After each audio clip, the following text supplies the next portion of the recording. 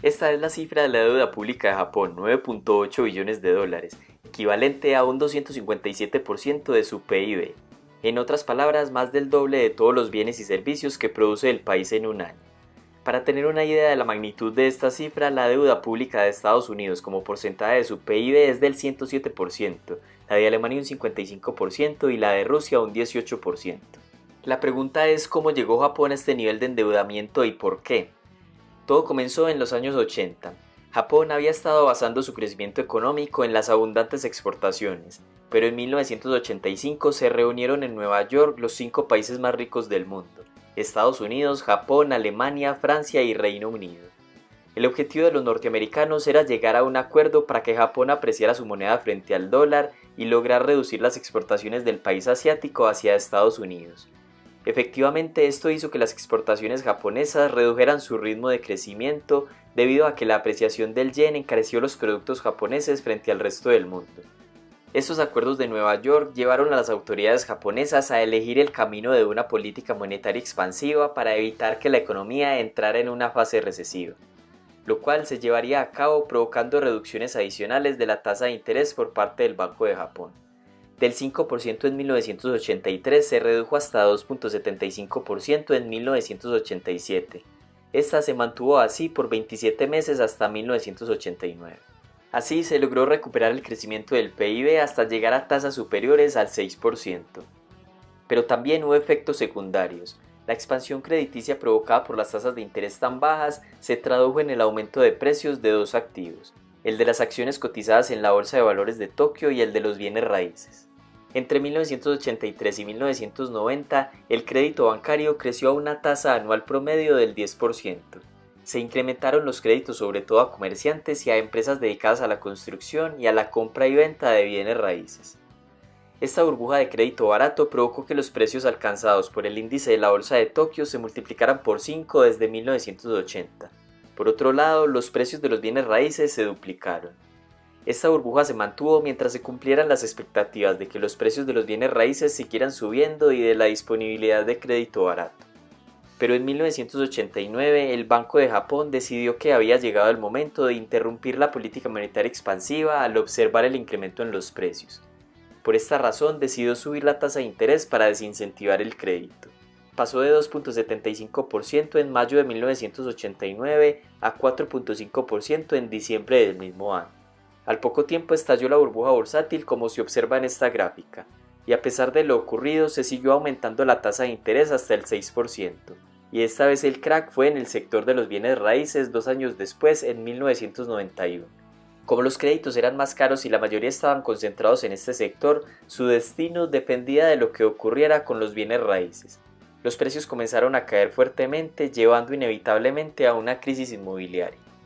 En este punto, las autoridades japonesas podían hacer las reformas estructurales de las que tanto se habla y poco se aplican para salir de la crisis. Pero contrario a esta vía, aplicaron la misma receta de antes: política fiscal y monetaria expansivas.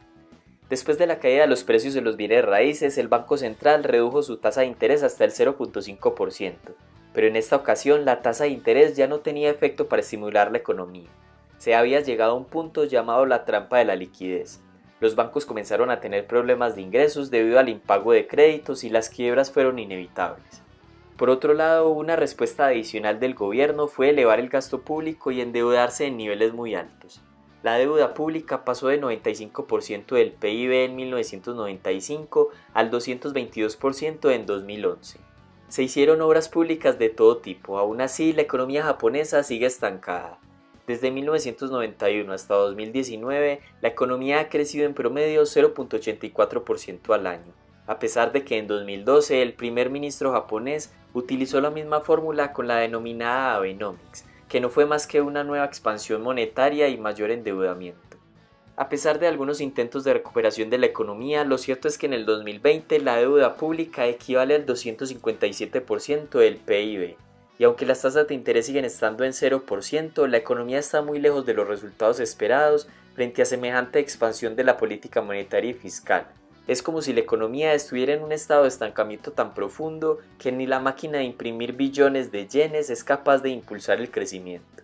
El punto es que la economía mundial parece seguir el mismo camino de Japón. Ya en la crisis de 2008 se vivió el mismo proceso. Para reactivar la economía luego de los eventos en septiembre de 2001 en Nueva York, el Banco Central de los Estados Unidos bajó la tasa de interés hasta el 1% y la mantuvo así por varios meses. Como era tan barato pedir prestado dinero, hubo un exceso de gasto por parte de los norteamericanos, principalmente para la compra de vivienda, algunos por necesidad, otros para especular.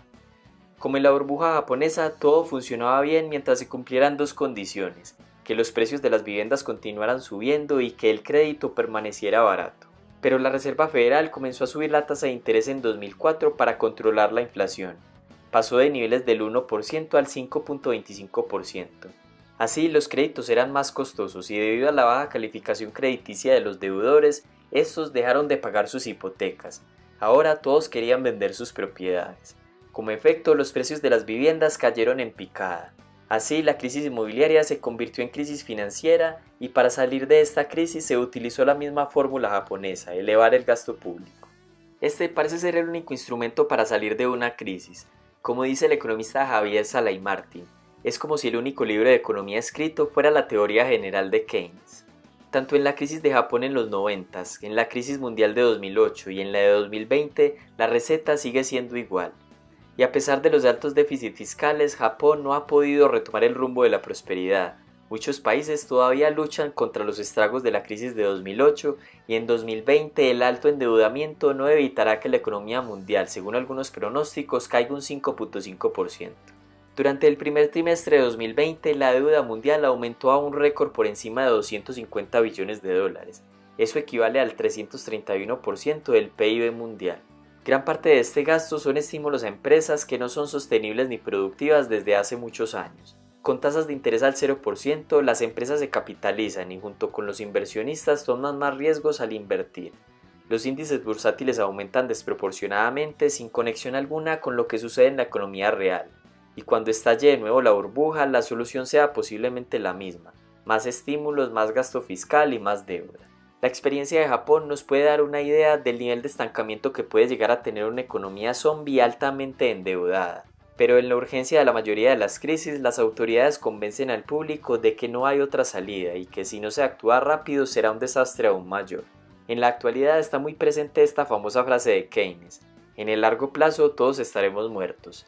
Por eso los gobiernos justifican sus gastos presentes, ignorando las consecuencias negativas en el futuro, pues da igual porque todos estaremos muertos. El problema es que el largo plazo en ocasiones llega muy rápido, como le está llegando a Japón. Cuando se actúa pensando que los costos de largo plazo no deben ser tenidos en cuenta, se acaba intentando salir de una crisis plantando las semillas de la siguiente. Japón es una economía zombie que necesita inyecciones de liquidez permanentemente para sobrevivir. ¿Qué es más costoso, intentar resucitar este tipo de economías o dejarlas morir para su reestructuración? ¿Qué otra alternativa podría implementar Japón para salir de este estancamiento? Deja tu opinión en los comentarios y gracias por ver el video.